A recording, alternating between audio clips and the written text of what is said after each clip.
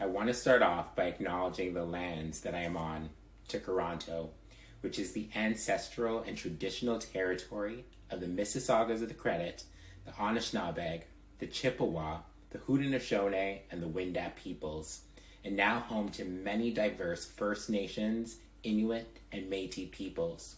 You are the owners and original custodians of this land, and with each opportunity I have to make a land acknowledgement, it serves as a reminder to myself and my personal pledge to honor the land's history, continually educate myself on the past and present realities of Indigenous communities, and to remain firm in my commitment to helping to redress systemic, structural, and historical disadvantage facing Indigenous peoples. February might be the shortest month of the year, but with everything that takes place during the month of February, it's arguably one of the most memorable months. It is a month that is synonymous with love. In Canada, many parts of the country observe Family Day, which causes us to think about individuals who make up our biological and/or our chosen family. There are all sorts of events and award ceremonies that capture the attention of the world, and for some regions in the world, including Canada, the United States, and Germany, it's known as Black History Month.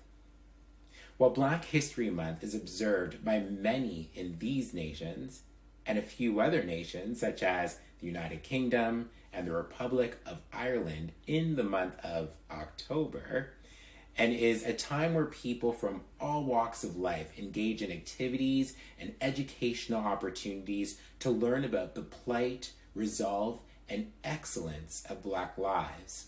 Some don't know much about its origins and how the observance of Black History Month came to be.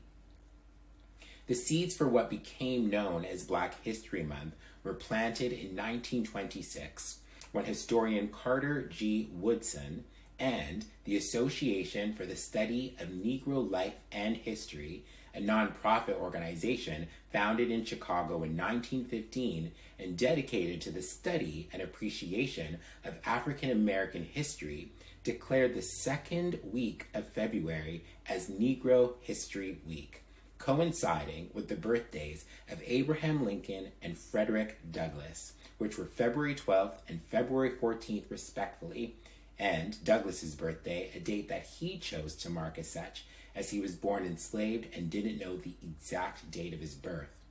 Given the work that these leaders did to liberate Black communities, Abraham Lincoln ending slavery in 1863 as the country's president and creating the possibility of civil and social freedom for African American people, and Frederick Douglass, who became a leader in the abolitionist movement, which sought to end the practice of slavery, and the person who convinced Lincoln that the abolition of slavery should be the goal of the Civil War, Black communities were already known for celebrating both figures. Black History Month itself was initially proposed in February of 1969 by Black educators and the Black United Students at Kent State University. This was actually the year that my own father immigrated to Canada, and a year after Martin Luther King was assassinated, which was 1968. Like many important movements that start small, the notion of Black History Month grew, and within 6 years of the first celebration at Kent State, Black History Month was being celebrated across the United States when President Gerald Ford recognized Black History Month in 1976, when he called upon the public to seize the opportunity to honor the too often neglected accomplishments of Black Americans in every area of endeavor throughout our history. By 1987, the United Kingdom began observing Black History Month, and Germany began observing in 1990. Canada in 1995 officially recognized February as Black History Month after a motion by former politician Dr. Jean Augustine was put forth in Canada's House of Commons. In 2008, Senator Donald Oliver moved to have the Senate officially recognize Black History Month, which received unanimous approval, and the Republic of Ireland began its observance of Black History Month in 2010. And so here we are, celebrating Black History Month in 2022. And while during the month we are recognizing the toll of past generations and acknowledging that the world has come a long way, we cannot take our foot off the gas and need to recognize that there's still a lot of work to be done. As a firm that works with organizations to ensure that equity, diversity, and inclusion is at the center of everything that they do, we can point towards examples of where discrimination shows up in the workplace, reinforcing the fact that more needs to be done to realize greater change. The COVID-19 pandemic alone and its interplay with our places of work is a prime example of this. Many individuals have been talking about the Great Resignation, a term coined by Dr. Anthony Klotz. What I would encourage people to also talk about is a term that I myself have coined, which is the Great Discoloration. When the pandemic first hit, we saw widespread lockdowns and some industries grinding to a halt. By April 2020, 18 million Americans were furloughed, and in Canada, approximately 1.2 million people were laid off in the first few weeks after the March 2020 lockdowns.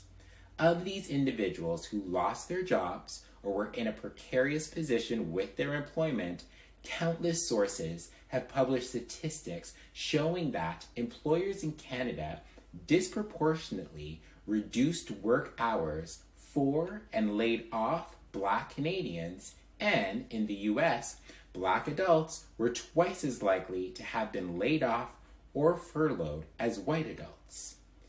And there are additional statistics showing that other communities of color had their jobs affected during these lockdowns more than the white adults. So it's clear that the Great Discoloration was a phenomenon happening across many sectors, and where Black populations are concerned, the propensity to have their positions taken away at a much higher rate than others is an example of discrimination still affecting the Black community, which is a factor for why some Black people have participated in the Great Resignation, leaving one employer to seek out another so that they're in safer and more inclusive environments, or simply working for themselves.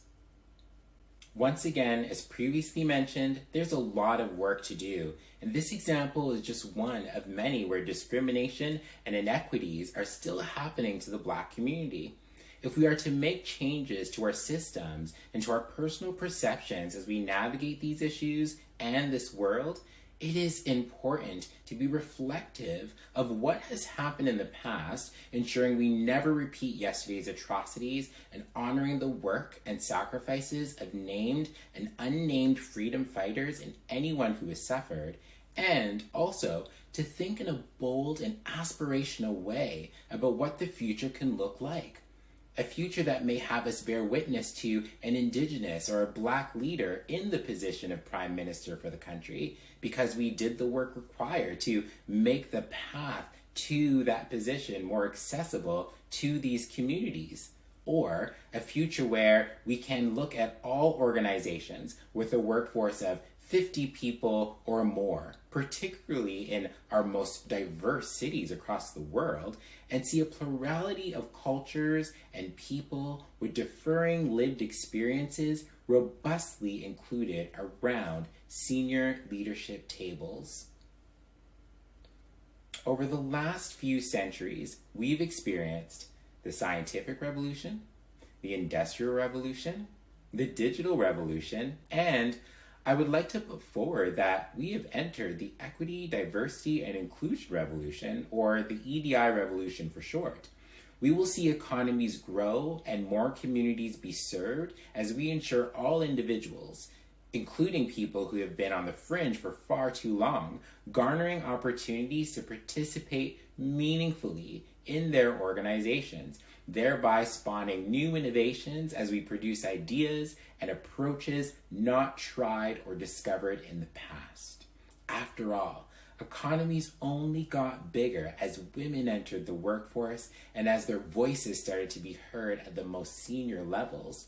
We need to increase these occurrences for women and also for other historically marginalized individuals. And when we do this, no person's job is replaced. We simply collaborate on building capacity and increasing the amount of opportunities for all. At this particular moment in time, in 2022, you are here on this planet. I am here on this planet. We are here during a time where we can build on the work of those who came before, with resources and tools that can easily be leveraged for us to do this with. Some celestial being decided that you and me would be traversing the planet while these conversations are at that precipice of truly tipping and resulting in fellowship and kinship across communities in ways never experienced before. If you think about the fact that we will be gone from the planet for a lot longer than we will be on it, think about the people who were alive in the 18th century, the 17th century, the 16th century, and so forth, who have been gone for hundreds upon hundreds of years now. For the few decades that you are alive and are able to do something for the planet and future generations, what kind of impact do you want to have? What will you be remembered for?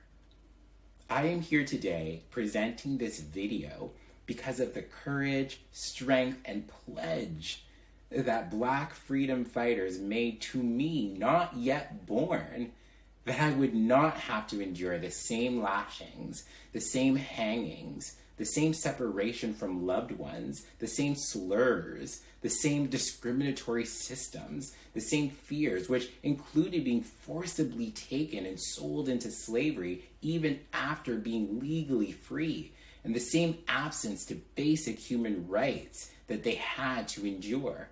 But rather, I would be able to love freely, shine brightly, and contribute to society in ways that all people stand to benefit from.